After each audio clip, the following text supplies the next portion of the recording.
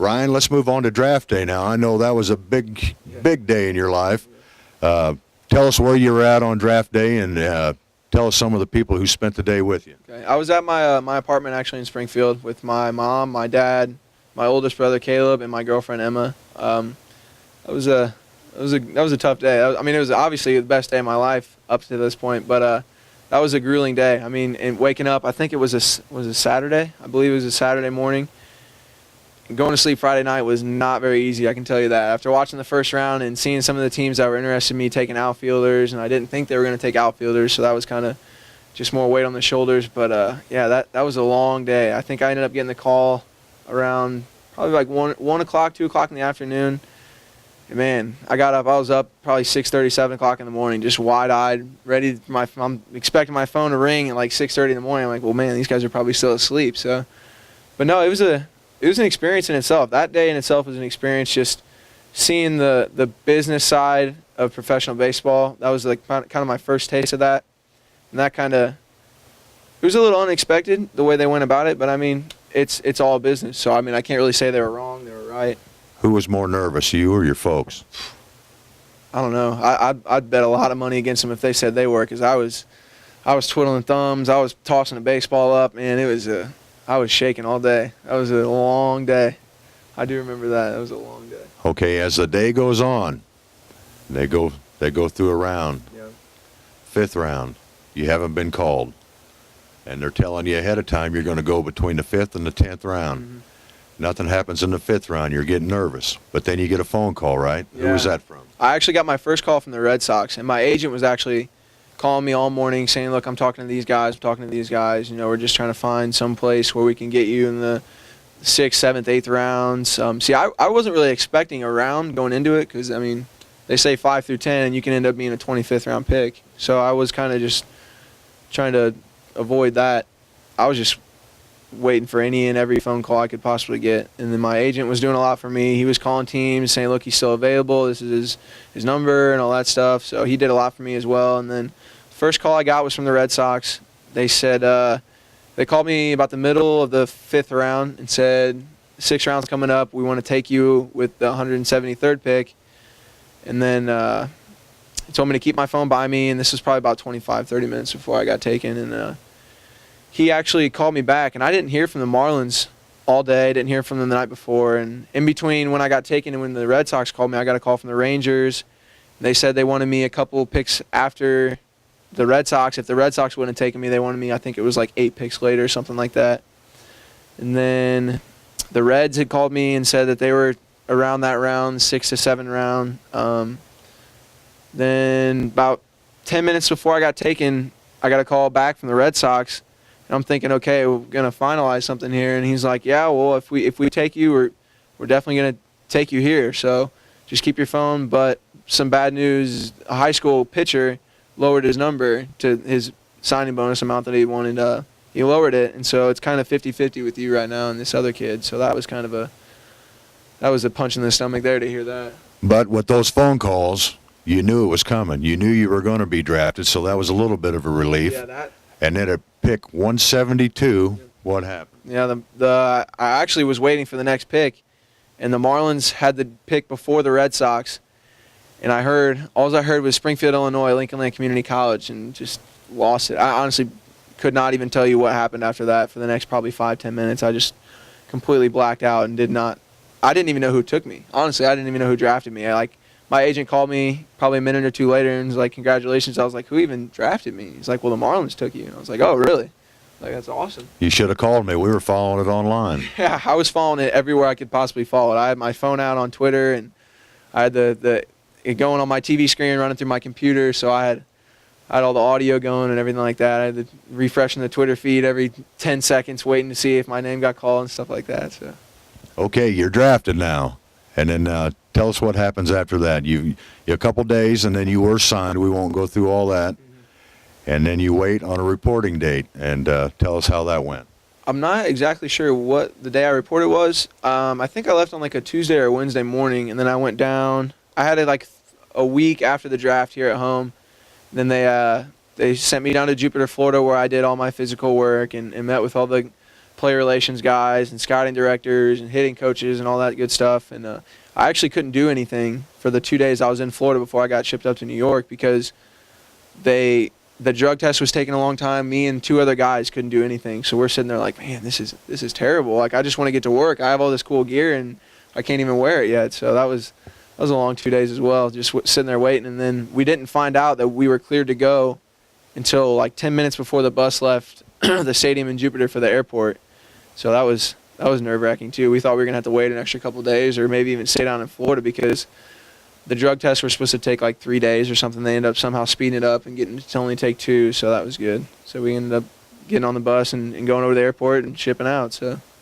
And then you arrive in Batavia, New York, and that's a storied minor league franchise there, isn't it? Yeah, Batavia is I had no idea. And when I got there, man, it was baseball city. I mean, it was this real small town. It reminded me a lot of Lincoln. That's what I said in an interview up in Batavia, that it was just a real small town. Everybody knows everybody. I mean, you got the one grocery store and the one good place to eat and stuff like that. So it was a good time up there. It was a nice city to go to for my first minor league city.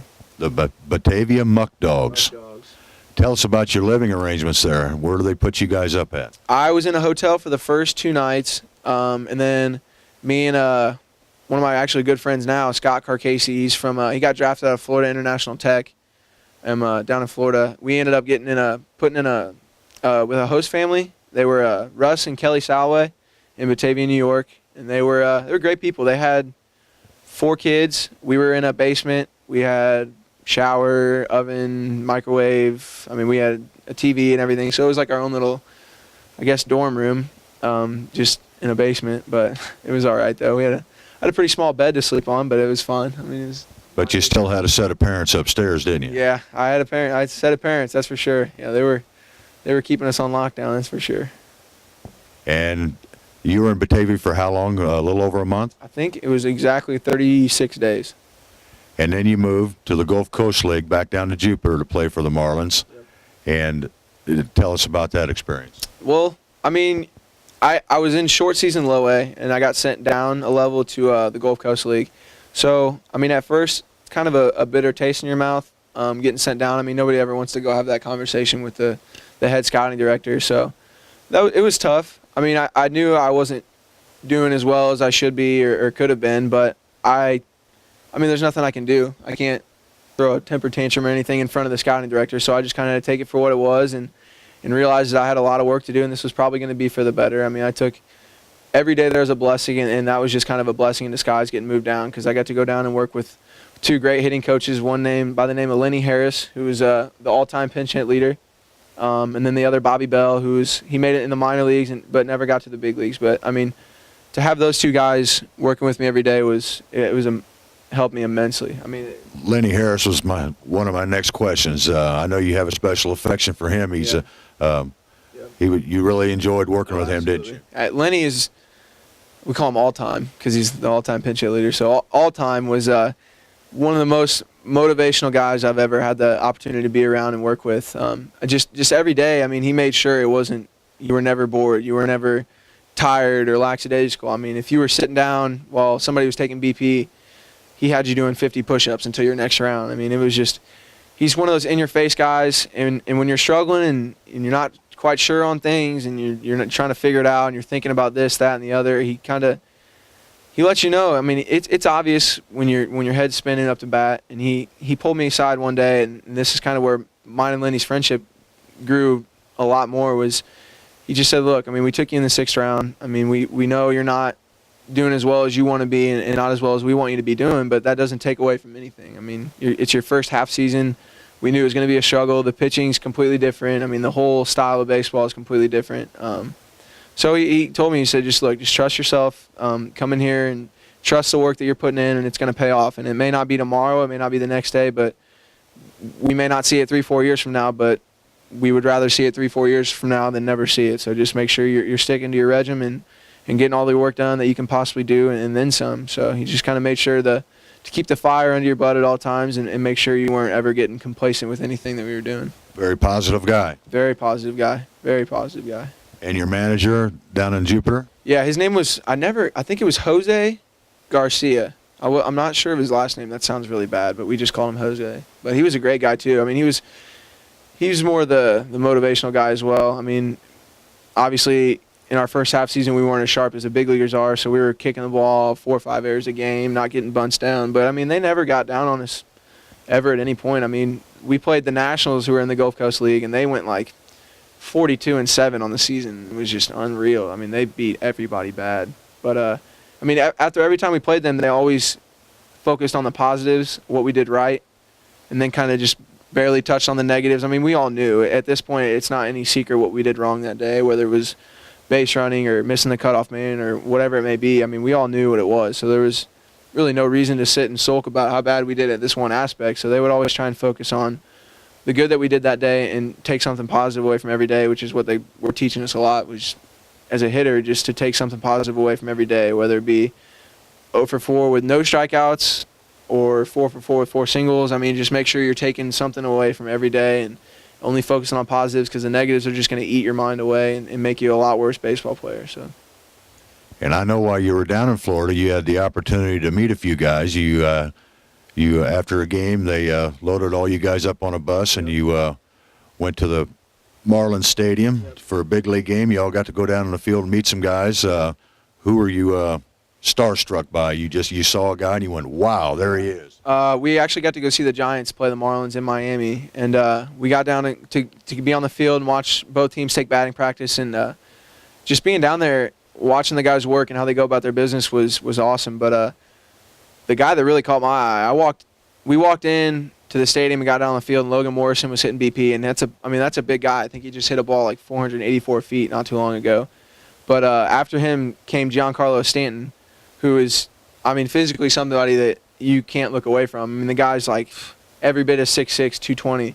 The Rock. Yeah, The Rock is what he looks like. I mean, this guy is massive, and he was hitting balls out of the park that was just unreal. I mean, the sound it made off the bat was just so much different from everybody else's, and how far and how quickly they were getting out was just, oh my goodness. It was the best round of batting practice I've ever seen, obviously, because he's a big leaguer, but the way he hit the ball was just, it was mind-blowing, honestly, just watching this guy work, and it was crazy. And then after that, I met Juan Pierre. You found that ex-Cubby, didn't you? Yeah, I found him. I've been looking for him for a long time. My girlfriend's actually she claims she's his biggest fan, so I had to kind of rub it in her face a little bit and get a picture with him. So, no, I met him, and then me and a group of my friends from the team were standing there, and an older Latino guy walked by and shook our hands, and it kind of took me a second. I didn't really realize that it was Tony Perez, and none of the guys even knew who he was, and he walked by, and I was like, I think that was Tony Perez. And so I asked one of the player relations guys, and they're like, yeah, that is. And so I was freaking out, and nobody, who's Tony Perez? Who's that? I'm like, what? You guys don't know who this guy is? And so I went back over and like reintroduced myself and apologized for not knowing who it was, and got to talk to him about hitting for only just a couple minutes because it was before the game, so he was mixing around in the shuffle there. But then the Giants players were actually really cool too. Pablo Sandoval, the third baseman for the Giants, and then I met Hunter Pence, who's a right fielder for the Giants, and I got to talk to Hunter Pence for about 5-10 minutes and just talk baseball with him, and that was really cool. So talked about his on-deck practice. Yeah, he told me words of wisdom from him is to not do what he does. So anybody out there trying to replicate Hunter Pence coming from the top, he says don't do it. So. All right, now the season's over. What are you going to do all winter? You got a place to work out, keep busy? Yep, I'll probably be working out at Lincoln Land Community College in Springfield, and then they want me gaining weight, so I'm going to be eating everything and drinking all the protein I can drink and working out every day. So they want me to be 190 pounds by spring training, and I'm at 180 right now, so I got 10 pounds to knock out here in the next 5-6 months. So. The Marlins have any type of mini camps, instructional leagues, anything like that? Yep, I'm actually heading off to their instructional league here September 18th, and then I'm down there for 3 weeks. I come back October 9th, and then after that I'm off until we report to spring training in, I want to say late February, early March. We'll head back down to Jupiter and get back to work and start the season again. So. And you have no idea where you'll be next year, right? Find out in spring training. You just got to have a good spring training and hopefully get out of rookie ball, because that 95-degree heat's no joke at 12 in the afternoon, man. Ryan Aper, thanks for spending some time with us. We're very proud of you. And before you go, We got a neighbor kid that's been waiting for you to come home. He wants an autograph. All right, that will do. Will do. Thank you guys for having me. You go.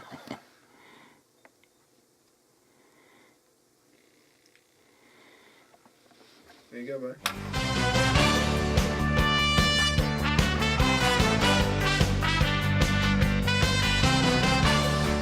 Now we're back from break, and we're joined by Ryan's father, Terry Aper. And Terry, I know this has been quite a ride for you too. I wanted to touch base with you starting out with the pre-draft workouts. I know that was a thrill for you. It was a lot of work, a lot of travel, a lot of missed work, but it was all worth it, wasn't it? Yeah, it was a great time, great experience. Seeing the big league stadiums was something I'll never forget, especially at Wrigley Field. Down on the field, that was the best one. But yeah, he did well at all of them, so it was fun. Tell us where you went. Well, we went to Miami. We went to Cincinnati for the Reds. Went up to Chicago to Wrigley Field, and then we went to a minor league ballpark to do a pre-draft for the Rangers. I don't remember the name of the park up there. But Schomburg.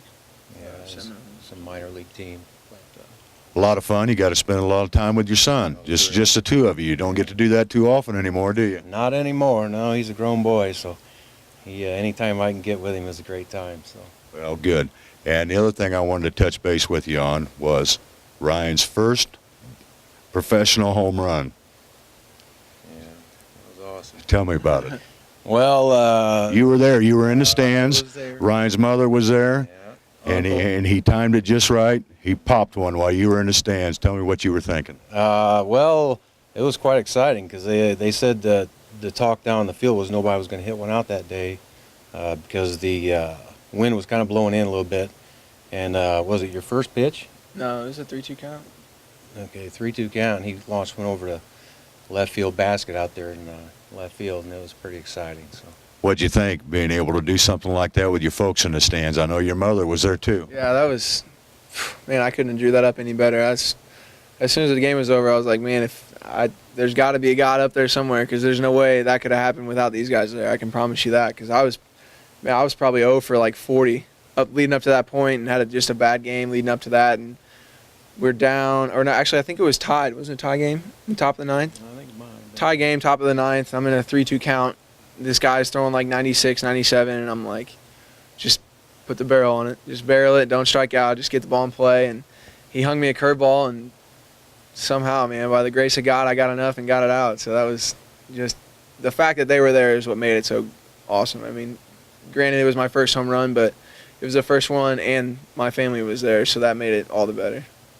You never forget that, will you? No, it was awesome. It was a great feeling. Great feeling. And you'll be heading off to spring training to spend some time with Ryan next year? Yes, I will. Do you have any dates picked out? No, because I'm not sure when spring training actually starts, so we'll wait and see. Typically the first week of March for the minor league guys, but you'll enjoy that, get to spend some more time with Ryan and the rest of the family. And thanks for stopping by, and thanks for inviting us into your home. No problem. Everyone in Logan County was tickled to see Ryan do so well. Thanks, guys. Thank you. Thank you.